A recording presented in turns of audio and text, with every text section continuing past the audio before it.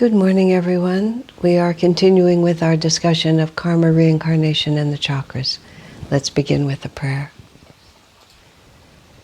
Heavenly Father, Divine Mother, friend, beloved God, Jesus Christ, Babaji Krishna, Lahiri Mahashaya, Swami Sri Yukteswar, beloved Master Paramhansa Yogananda, saints of all religions, dear friend and guide Swami Kriyananda, humbly we bow to you all. Help us to be guided by wisdom, devotion, and our aspiration for God realization. Help us to understand that a generous heart and a joyous spirit and courage in the face of obstacles are the divine attitudes that will help bring us closer to Thee. We are your very own. Guide us and bless us. Om Peace. Amen. Okay, what we're working with now is we're working with the chakra system as the mechanism by which karma is carried from one incarnation to another. This is the big sort of mystery. How can we reincarnate without remembering? And how does this process work? This is the metaphysics of it that we're working with. Many people talk about the chakras, and there's many aspects, and I have given full courses just on the chakras, and you can find many of them. Many of the things that I'm saying may not seem consistent with other things that you've said. You can send questions in to me if you like. Almost every time I can reconcile it. Sometimes people just have presented alternative ideas that are not consistent with the way I learned this from Master and Swamiji. What we're working with here, and what the purpose of all of this is to demystify the chakras to a certain extent, and to get a clear enough concept of how they affect our lives in the most practical way, and also as we go through and reach more toward the end of it, what you can do about that fact. But right now we're just laying the groundwork. So yesterday I was describing literally what the chakras are, a plumb line down from the top of the head to the base of the spine. And the names that I like to use for the chakras are the elements: earth, water, fire, air, ether, and super ether. And I described all that in detail yesterday.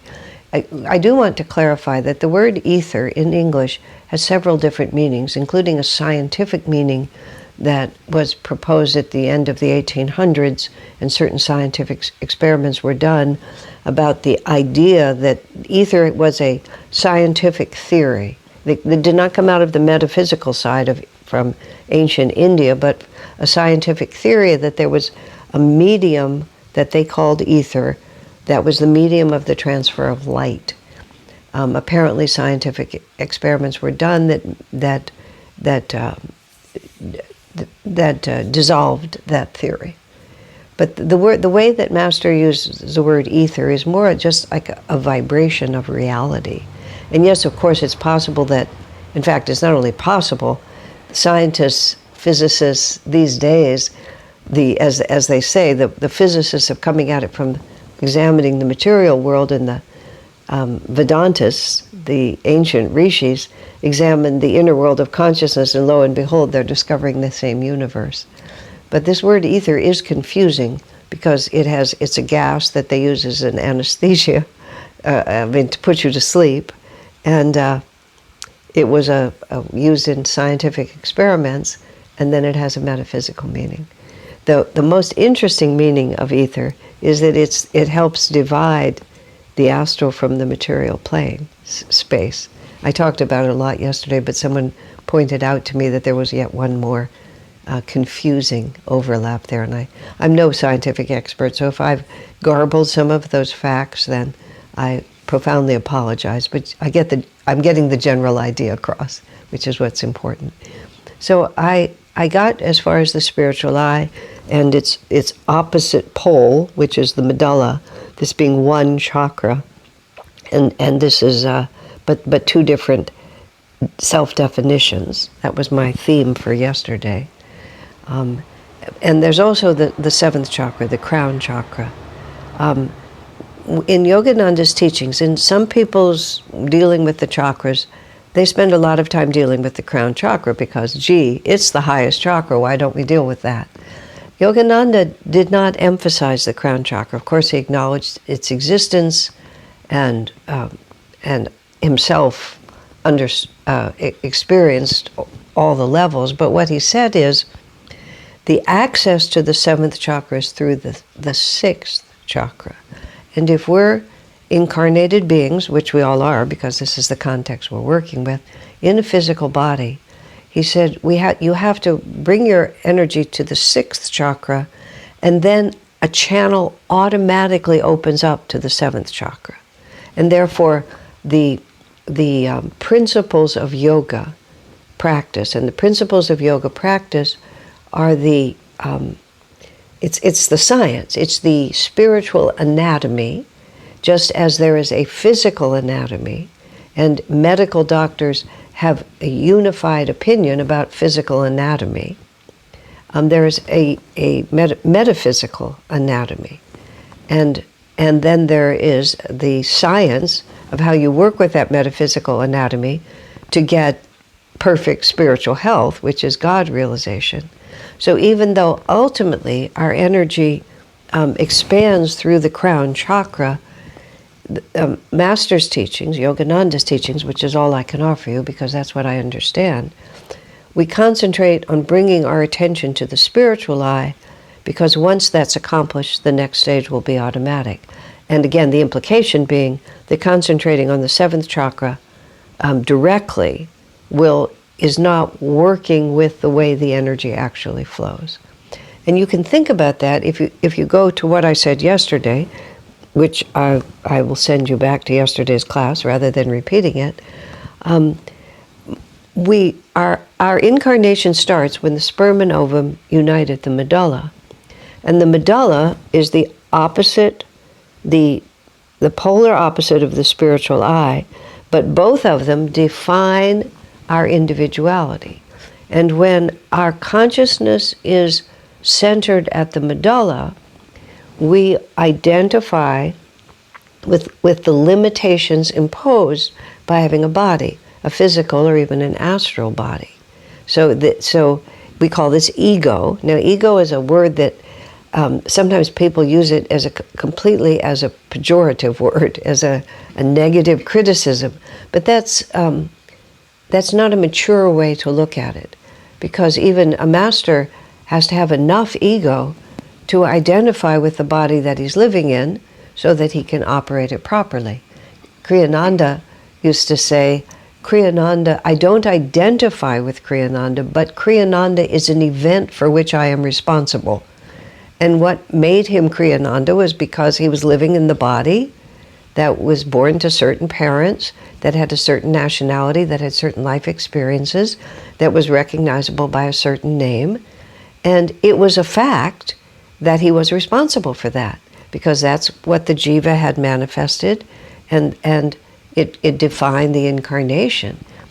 Consciousness, individuality, does not begin and end with the incarnation, but the jiva's relationship to that physical body and everything that comes with it begins and ends with the incarnation. So that's just an objective, impersonal fact. And that's what ego is the jiva identified with the limitation imposed by a body. And ultimately we transcend that completely. Interestingly, at the end of Master's life, when Swamiji was with him at the 29 Palms Desert Retreat, when Master was writing the Bhagavad Gita commentary, sometimes in the evening after Master's work was done, Swamiji and Master would walk around the garden together, and Master would lean on Swami's arm.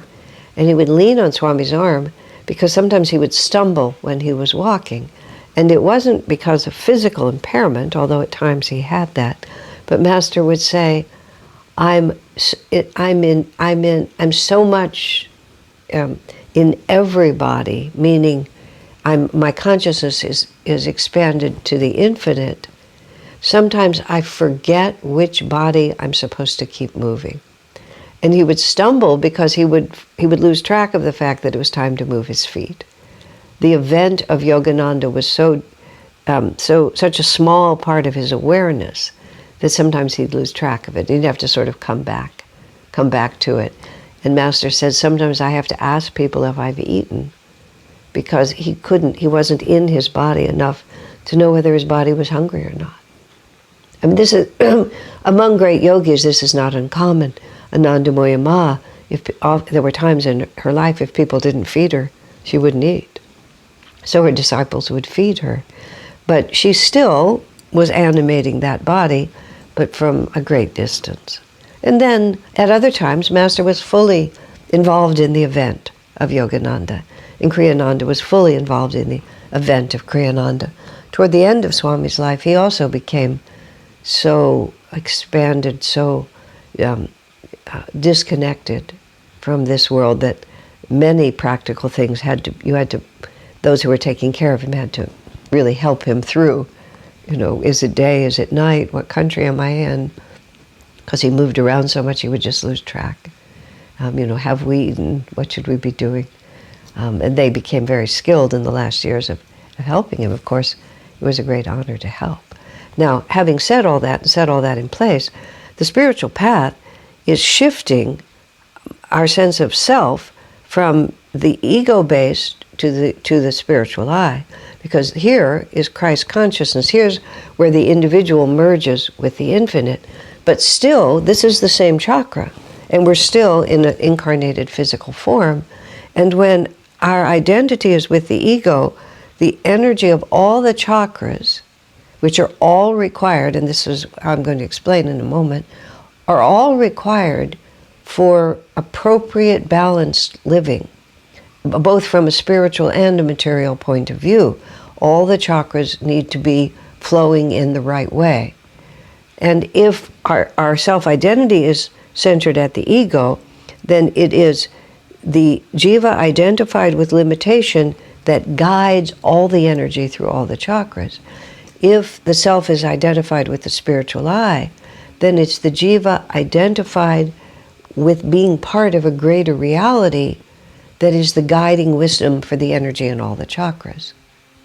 And so this is what makes the chakras a benefit towards spiritual life or a detriment towards spiritual life. They're either cooperating with the upward movement of energy, or the energy is being constantly dissipated out, not necessarily into nefarious activities, but into activities that do not take us so directly into expanded consciousness.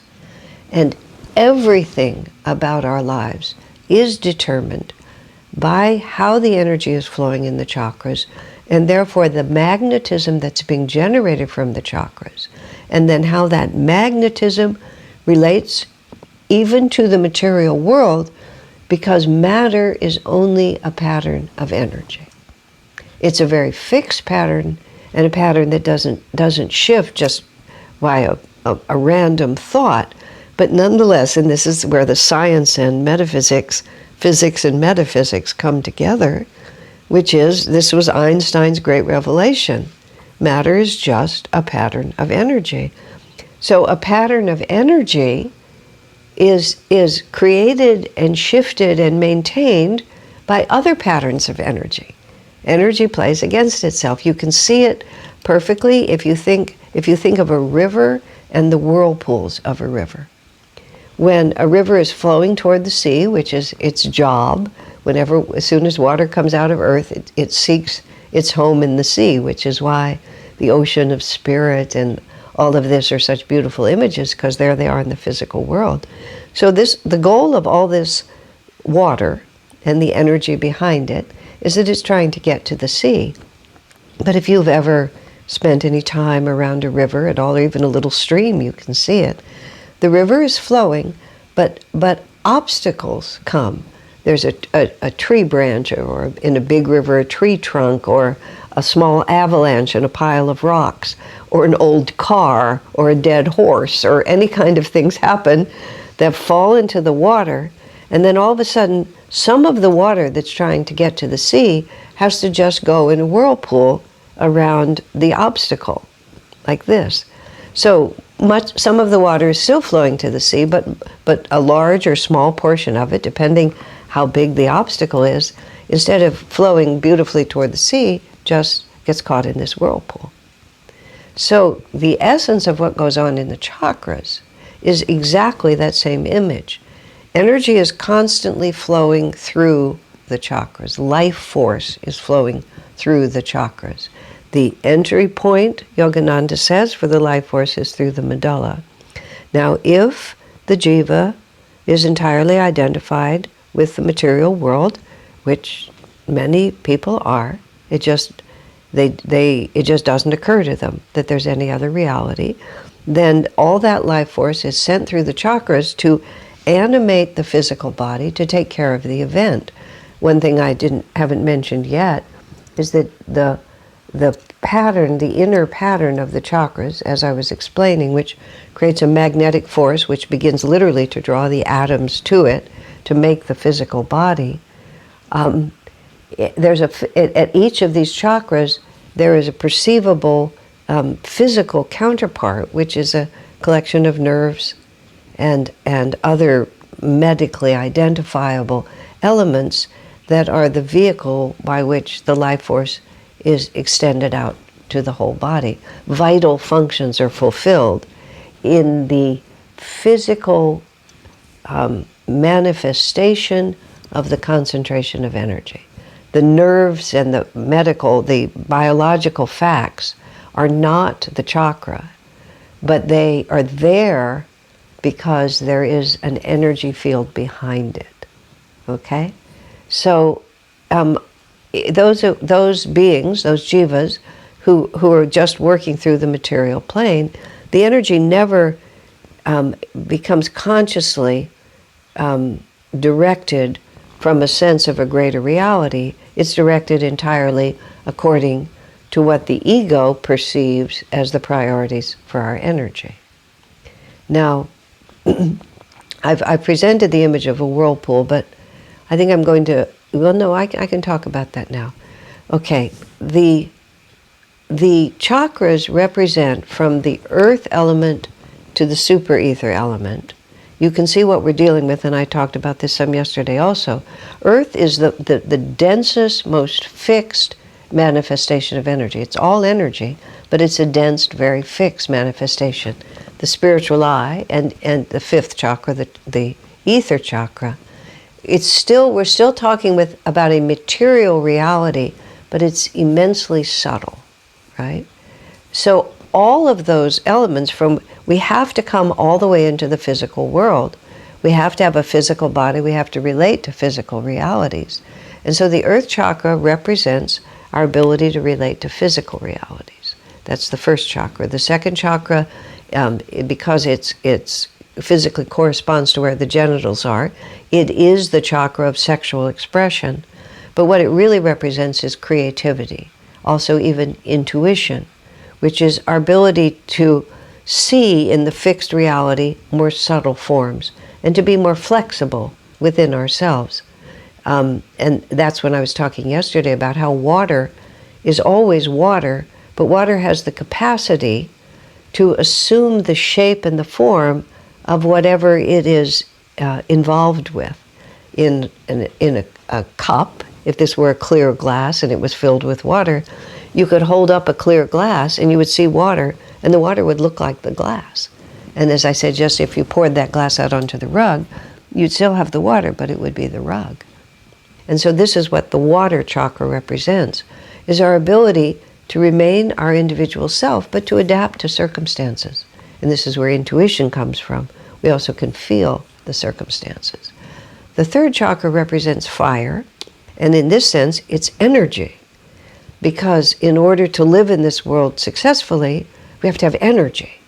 And fire is also energy that transmutes form. You can take anything and put it into fire, and you can change its form completely. You put wood into fire, you can put a big heavy log into a fire, and the fire will release the energy. And it will come out as heat. It will come out as light. It will come out as gas, as smoke, going upward like that. So from solid form, that's earth. Water is that we begin to be able to adapt and see things in more creative ways. But none of that works unless we have energy. And then when we have energy, we can transmute one thing into another. We can create, we can modify, we can overcome, but we can't do it unless we've got fire. So that's where that element comes in. And then once the fixed nature of earth it becomes flexible and then transmuted, then we come to the air chakra, which is the heart chakra. And so the lower three chakras work together to create the capacity to be in the upper chakras. Now, it's a misunderstanding to say, therefore, the lower chakras are bad. They're not bad at all. They're absolutely required. You can't just live in the upper chakras, which people try to do, but then, and we have language for it, you become very ungrounded. And often people who are just trying to live in the upper chakras because it's better, the upper three chakras are better than the lower three chakras, often they make that choice because they prefer air to fire. And so when we start working with these chakras in a practical way, and bear in mind this is a continuous course, because once again I'm going to run out of time. Each one of these is just, it's a cliffhanger. We leave the heroine tied to the railroad tracks with the train coming. So each of these is not sufficient unto itself. You have to keep going to the next one. But people will choose that they want to start with air because it feels more expansive. But very often, well, it's completely true. All 5 of the lower chakras have to work in harmony the way they are intended in order for us to really begin to understand our place, our spiritual I, reality, which is how we can relate to a greater reality. So the fire transmutes the fixity of the earth element, and it allows us to become freer. And that the heart, which of course represents love and the ability to relate to others and to see realities other than our own, because it's even more subtle than water. Water is still physical and graspable in your hands. Air is not. But the power of the air is self-evident. Look at wind, look at hurricanes. It's a huge force, but it's more subtle. And it just can go everywhere. So we're beginning to move into our understanding of a greater reality. But if that air element is not grounded in a comprehensive ability to relate to the material world, then it doesn't have transforming power. And you become, there's lots of funny words for it, airy-fairy, airhead, our own language. Actually, even if we don't know the metaphysics, we say it because we see something. Oh, he's a nice person, but he's kind of airy-fairy, which, at least this is words that I grew up hearing, just meaning he never quite lands anywhere. He's just like a little fairy that just bops around but never has power. Whereas the real power of air, can knock down great buildings. It can make mincemeat of earth if it wants to. And but it has to be grounded. And then we get even more subtle, which is we come up to the ether element, where we're even farther away from anything material, even though we're still living in the material world, because the ether element is what divides the material world from the astral world. And it's all the space of this creation. And you see where we're going back to the ocean, just like the river's trying to get back to the ocean. We're going back to it, and as we move step by step, the automatic next reality, instead of settling in the medulla, the ego, we're not content with limitation, because having progressed through each of these qualities, our natural inclination is to move toward the spiritual eye rather than to move, essentially fall backwards into the ego. But, as I was saying earlier, we always have to have some connection with the medulla. And this is again where the way Yogananda and Swamiji have taught us to work with the chakras, it becomes enormously practical and comprehensible. And one of the things that happens, and I have much more to say about the qualities of each of these chakras and how we work with them, and I have to go back to the whirlpool and the river, which I will, but I won't be able to do it till tomorrow. When we understand the metaphysics of how the balanced or imbalanced or correctly directed energy of each of these chakras works for our own spiritual growth and for our own practical success in the world, because they're not separate. Everything is an expression of consciousness. Everything is responsive to energy. So one of the ways that we understand what's going on in the chakras is we just look at what's going on in our life. With the template, the marvelous, inclusive, comprehensive clarity of the template presented as we understand, which we will, what each of these chakras represents and what upward moving, outward moving, downward moving energy in each of those chakras, there's very simple words that can say it. So even though the chakras are magnificently esoteric and magnificently subject to people with expanded sight having wonderful experiences, either perceiving the energy in others or feeling it in themselves, even though meditation itself takes us deeply into these vibrations, we can also, in the most practical way, observe our own life, see where the obstacles in our own life are coming from, what the quality of those obstacles is. Then we can work on it from both sides. We can realize, oh, well, my lack of groundedness, even though I have a very loving heart, I don't seem to be able to manifest the power of that love. So then we can begin to work on developing energy in the third chakra, or developing the right kind of energy, which is to say, upward moving energy. In the first chakra, I need to become more grounded. Literally, people will say that all the time. So then we can work not only externally, but we can go to the source. We can go to the energy source and begin to shift that energy directly, which is really where the problem exists, and then become much more efficient both outwardly and inwardly in what we are doing, which is why I get so excited every time I get to talk about this. And even though I will stop now because I've run out of time, tomorrow we will pick it up right from this thread. God bless you.